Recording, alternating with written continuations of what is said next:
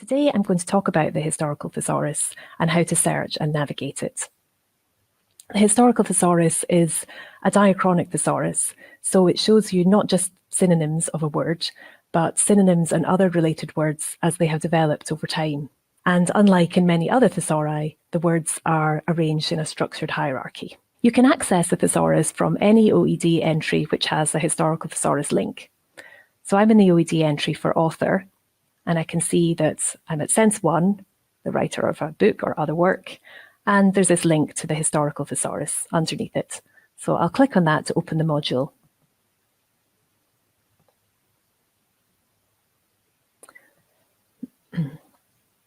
Now I can see all the synonyms of writer or author arranged in chronological order, going from booker and writer in Old English through to maker, inditer, pen, and so on. And I can click on any of those words to go to their OED entry. So for example, I'll click on writer, and now I'm at the equivalent sense in the entry writer. I'll go back to author now.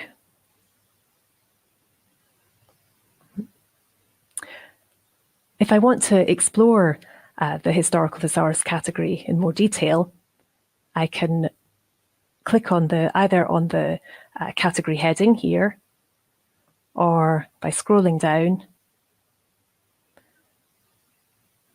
and at the bottom of the list, go to the View in Historical Thesaurus link. I'll click on that now. So now I'm in the historical thesaurus category for writer or author. And on the right-hand side are all the words in the category, and on the left-hand side is the thesaurus taxonomy or hierarchy. The words are organized chronologically by default, but you can choose to look at them in alphabetical order if you prefer, like this. And you can continue to look at other related categories by exploring the taxonomy on the left-hand side.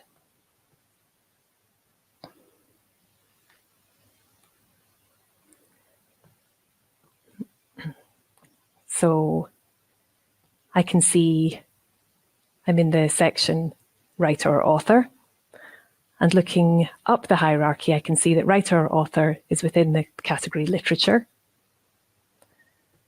which is within the arts,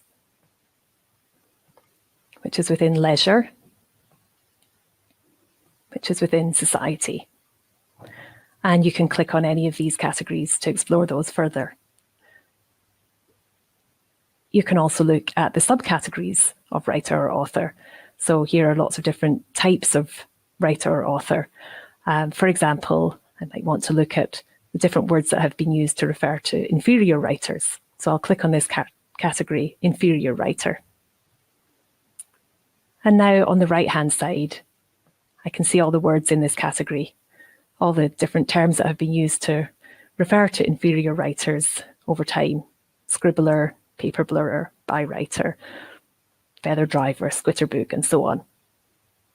And you could click on any of those to go into the OED entry. One thing I just wanted to note is that the historical thesaurus is unlike many other thesauri in that it includes categories that contain only one word in them. So for example, if we go down after the category for inferior writer, there's this category, interpolator of spurious words or passages, and it only has one word in it, foister.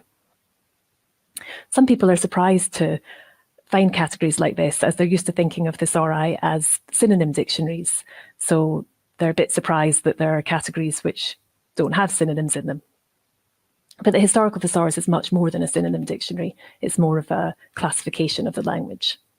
I'll go back to the OED entry for author now. We can see that it's not just the main sense of author that is linked to the historical thesaurus. Any sense that has a historical thesaurus link like this is linked to the thesaurus.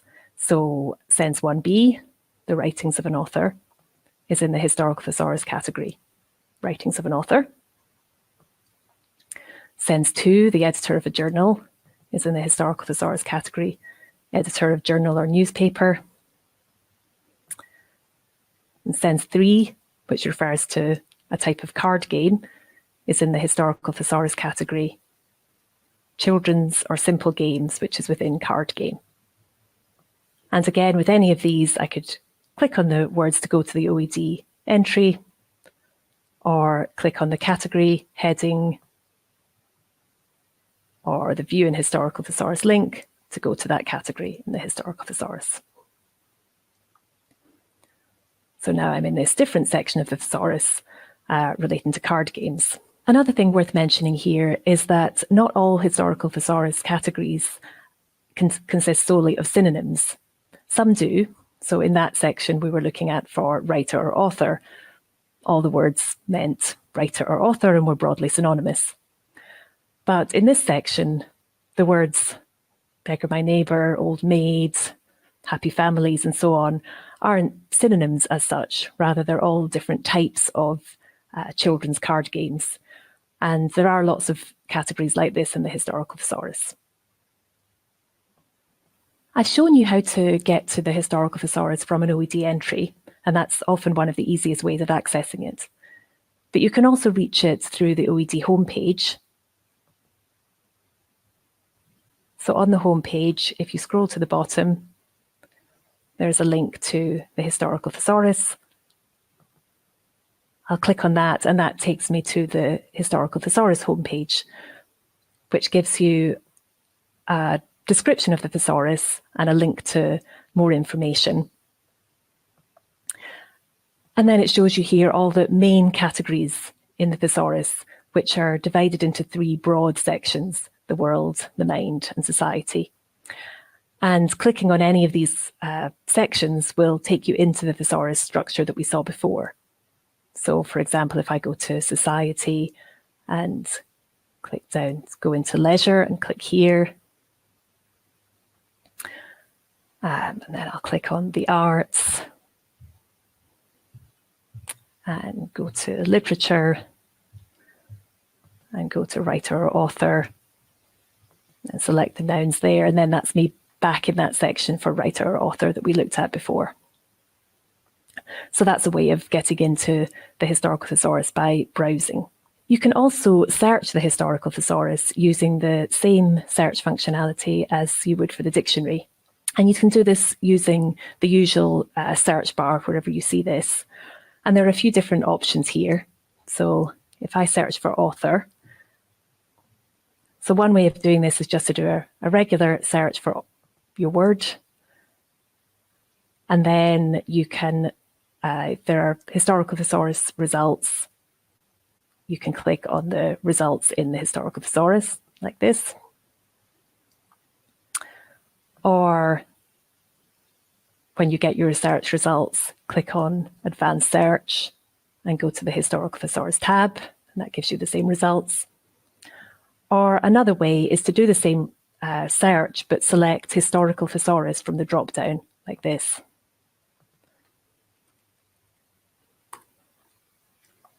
And that takes you to these same results. So that's just a few different ways of getting the same results, which is a set of results for author in the historical thesaurus. And what you can see now is all the historical thesaurus categories which contain a sense of the word author or a sense of a word or lemma with author in it, like co-author or hack author.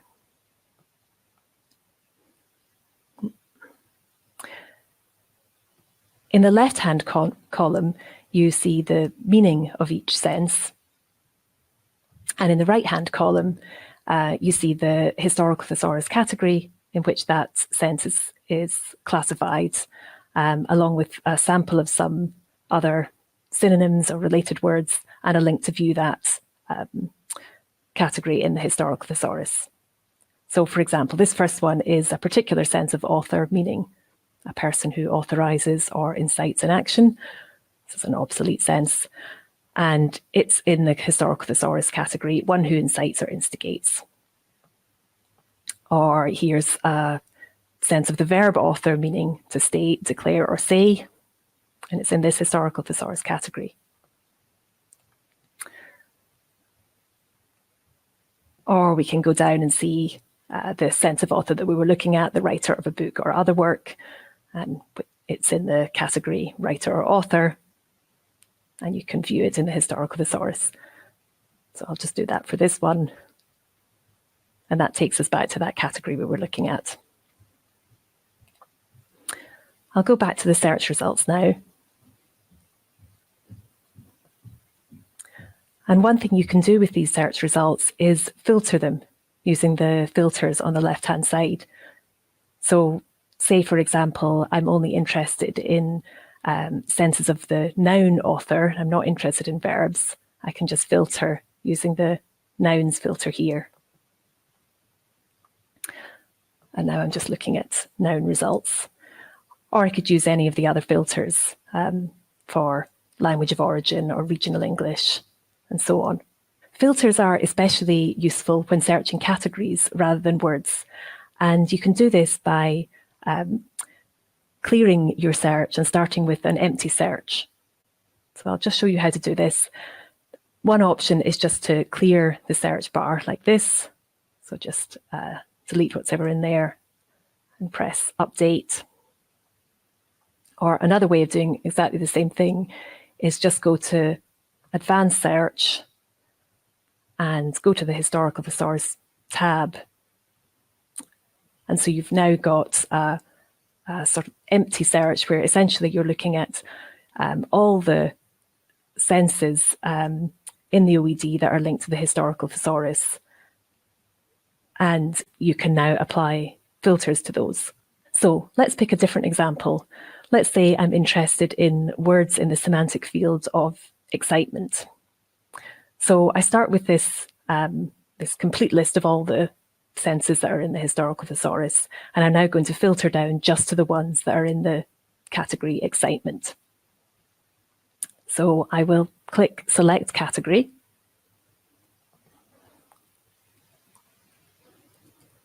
I'll key in excitement. And what I see now is all the historical thesaurus categories that have excitement in the heading. And I'll just pick this general category, which is excitement within the category emotion. And now what I see is a list of all the senses that are in the historical thesaurus category excitement or any of its subcategories.